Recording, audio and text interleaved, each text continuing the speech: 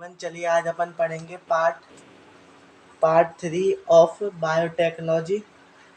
देखो मैंने आपको कहाँ तक पढ़ा दिया था। मैंने आपको जेल इलेक्ट्रोफोरेसिस तक कंप्लीट करा दिया था। अब अपन आगे देखने वाले हैं। अपन ने जीन ऑफ इंटरेस्ट एक्सट्रैक्ट कर लिया था, अब उसका एम्पलीफिकेशन करेंगे, यानी कि उसकी मल्टीपल कॉपी बनाएंगे। ठीक है, amplification of gene interest with the help of PCR. PCR किसने दिया था? तो वो दिया था अपना कैरी मिलस ने। किसने दिया था? अपना कैरी मिलस ने दिया था। तो अब देखो जी, अपना क्या है? डीएनए। डीएनए आप सभी को मालूम है कैसा होता है? डबल स्टैंडर्ड होता है। ठीक है, तो देखो पीसीआर में अपने टोटल तीन तीन स्टेप होते हैं। ठीक है, ये स्टेप के बारे में आपका नीट 2021 में पूछा गया था कि इसका अरेंजमेंट बताओ। तो देखो अरेंजमेंट आपको ध्यान रखना है कि पहले आएगा डीनेचुरेशन, फिर आएगा एनाइलेशन, फिर आएगा एक्सटिंक्शन। ठीक है, डीनेचुरेशन, एनाइलेशन और एक्सटिंक्शन। अब इन तीनों के टेम्परेचर भी अलग अलग होते हैं। ठीक है, इसका जो होता है ज़्यादा होता है 90 to 98 डिग्री सेल्सियस।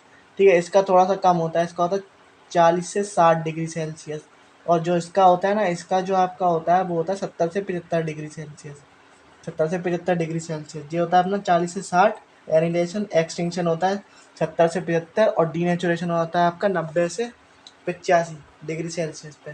ठीक है, तो देखो डीनेचुरेशन में क्या होगा कि ये दोनों स्ट्रैंड अलग हो जाएंगे। ठीक है, अलग हो जाएंगे। अब एनाइलेशन में क्या होता है कि आरएनए जो डीएनए प्राइमर आता है ना, वो आके जुड़ जाता है। फिर इससे दो अलग अलग डीएनए की फॉर्मेशन होने लगती है। अब जब डीएनए की फॉर्मेशन हो रही है तो डीएनए बनाने के लिए अपन को डीएनए पॉलीमरेज चाहिए रहता है। आपने पढ़ा होगा मॉलिक्यूलर बेसिस ऑफ इनहेरिटेंस में। तो इसमें स्पेशल टाइप का अपन डीएनए पॉलीमरेज लाते हैं, जिसको अपन बोलते हैं टैग पॉलीमरेज। टैग पॉलीमरेज एक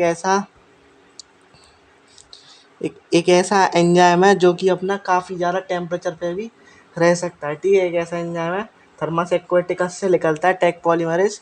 तो ये एक ऐसा एंजाइम है जो कि अपना हाई टेम्परेचर पे भी स्टेबल रह सकता है। ठीक है, तो एनाइलेशन में अपन क्या करते हैं? प्राइमर जोड़ते हैं, और उसका एनाइलेशन में सिर्फ प्राइमर जोड़ते हैं। और आगे डीएनए पॉलीमरेज में डीएनए पॉलीमरेज जो आपका टैग पॉलीमरेज होता है, उसकी मदद से अपन दो डीएनए बना लेते हैं। इस प्रोसेस को अपन क्या बोलते हैं? एक्सटिंक्शन बोलते हैं। ठीक है, ऐसे ही अगर अपन करते करते 30 साइकिल्स तक पहुंच गए पीसीआर की, तो अपन उसमें कितने बना सकते हैं? लगभग 1 मिलियन तक कॉपी बना सकते हैं। 30 साइकिल्स तक पहुंच गए ना, तो अपन कितनी कॉपी बना सकते हैं? लगभग उसकी 1 मिलियन तक बना सकते हैं 30 सेकंड में।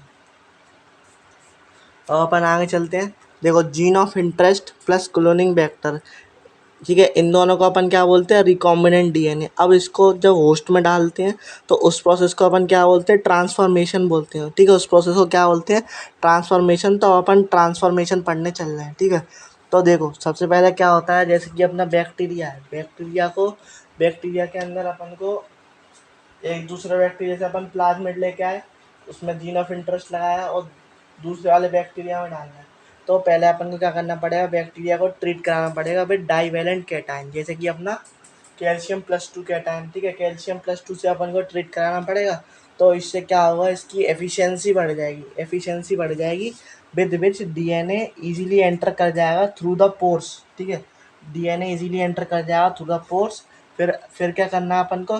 हीट शॉक मेथड देना है। ठीक है, फिर क्या करना है? डाईवैलेंट से ट्रीट करने के बाद हीट शॉक मेथड देना है, यानी कि पहले उसको 42 डिग्री पे गर्म करना है, फिर वापस से उसको आइस पे रखना है, फिर गर्म करना है, फिर आइस पे रखना है, फिर गर्म करना है, फिर आइस पे रखना है। तो इससे क्या होगा? जो उसकी जो मेम्ब्रेन होती है ना बाहर की, वो हो जाएगी परमिएबल, तो वो आसानी से होस्ट रिकॉम्बिनेंट डीएनए को अंदर जाने देगी। ठीक है, अब अपन बात करते हैं एनिमल्स में कैसे ट्रांसफॉर्मेशन होता है। तो with the help of micro injection.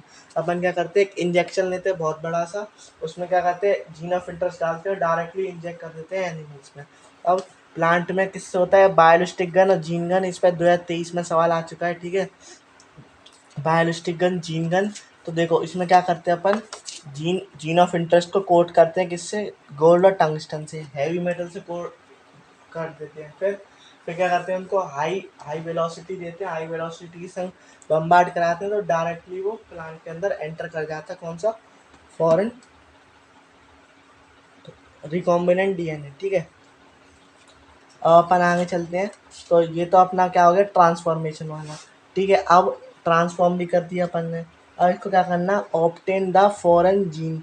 अब जो अपना इससे जो प्रोडक्ट निकल के आएगा उसको भी तो लार्ज स्केल पे ग्रो करना है, तभी तो अपन आगे जाके मार्केट में सेल कर पाएंगे उसे अच्छे से। तो अब इसको क्या करना है, अब इसको लार्ज स्केल पे प्रोडक्ट जो अपना बन के आया, ठीक है, जब आपने ट्रांसफॉर्मेशन कर दिया उसका, वेक्टर डीएनए और रिकॉम्बिनेंट डीएनए डाल दिया होस्ट में, तब उस होस्ट को अपन को लार्ज स्केल पे बनाना है ताकि आगे ज़्यादा सेल कर पाएँ, ठीक है।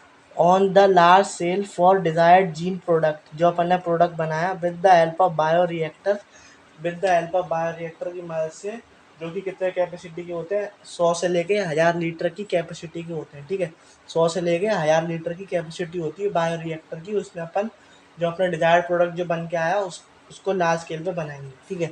बायोरिएक्टर क्या करता है, इन्हें प्रोवाइड करता है optimum condition for the growth of desired product, जैसे कि such as optimum pH, temperature, substrate, salt, vitamin, oxygen. ये सब चीज़ें प्रोवाइड करता है। पीएच प्रोवाइड करेगा, सबस्ट्रेट प्रोवाइड करेगा, टेम्परेचर प्रोवाइड करेगा, विटामिन प्रोवाइड करेगा और ऑक्सीजन प्रोवाइड करेगा, ठीक है।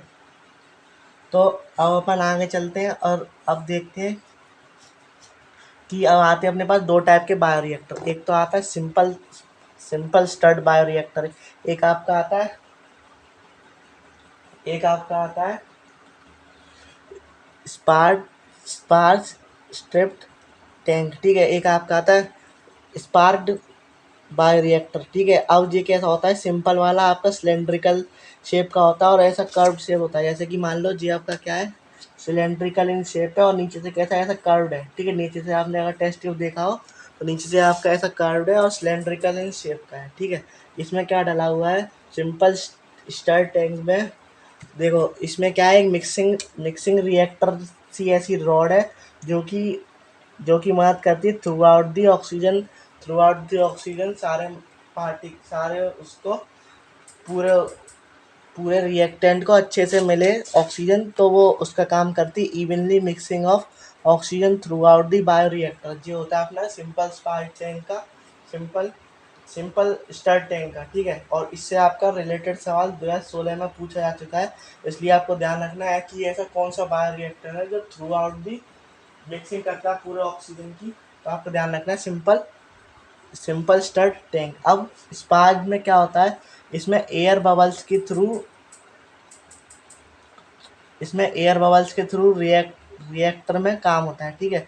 इसमें एयर बबल्स के थ्रू जो अपन क्या करते हैं, इलेक्ट्रिसिटी जनरेट करते हैं, इलेक्ट्रिसिटी से अपना एयर बबल्स बनते हैं, उससे through out the reactor content को जो है मिलाया जाता है, ठीक है। तो ये अपना क्या हो गया, स्पार्क्ड स्टड टैंक का।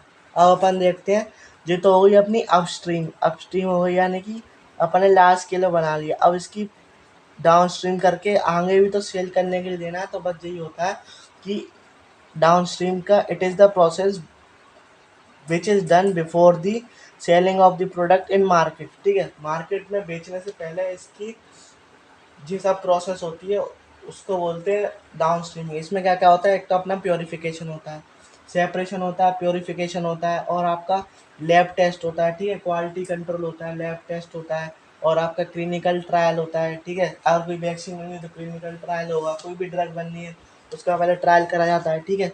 और उसको एक बहुत अच्छी तरीके से प्रिजर्वेटिव वगैरह डाल के सूटेबल बनाया जाता है फॉर सेलिंग दी प्रोडक्ट, ठीक है। सेलिंग दी प्रोडक्ट के लिए सूटेबल बनाया जाता है। तो मैं आपको एक बार फिर से रिपीट कर देता हूँ जो इसके स्टेप्स थे, ताकि आप एक बार आपके दिमाग में फिर से चले जाएं। Step for recombinant DNA technology, सबसे पहले अपन क्या करते हैं, आइसोलेशन करते हैं। आइसोलेशन ऑफ डीएनए कर लिया। अब इतना बड़ा डीएनए उसको छोटे छोटे फ्रेगमेंट में तोड़ेंगे तभी तो अपना जीन ऑफ इंटरेस्ट मिलेगा। तो उसको तोड़ दो with the help of restriction enzyme, ठीक है। अब डिजायर्ड फ्रेगमेंट अपना सेपरेट किससे होगा, जेल इलेक्ट्रोफोरेसिस से। अब थर्ड पॉइंट के बाद जो आपका आएगा ना, वो आएगा जी वाला amplification of gene of interest, ठीक है। एम्पलीफिकेशन ऑफ जो आपने जीन ऑफ इंटरेस्ट निकाला इल्यूजन करके, तो फिर उसको एम्पलीफाई करेंगे, यानी कि उसकी मल्टीपल कॉपी बनाएंगे, ठीक है।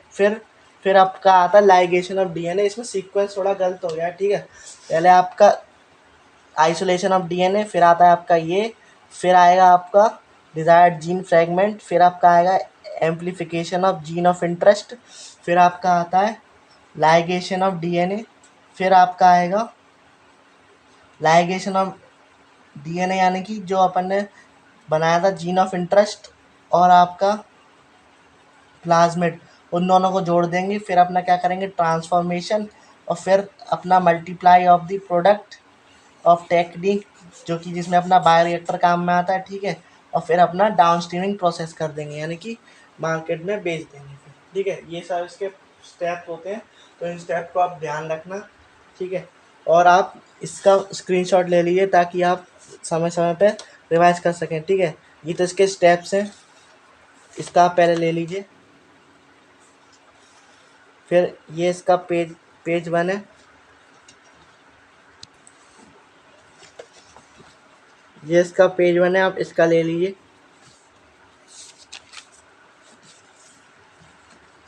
ये इसका पेज 2 है, ये इसका पेज 3 है,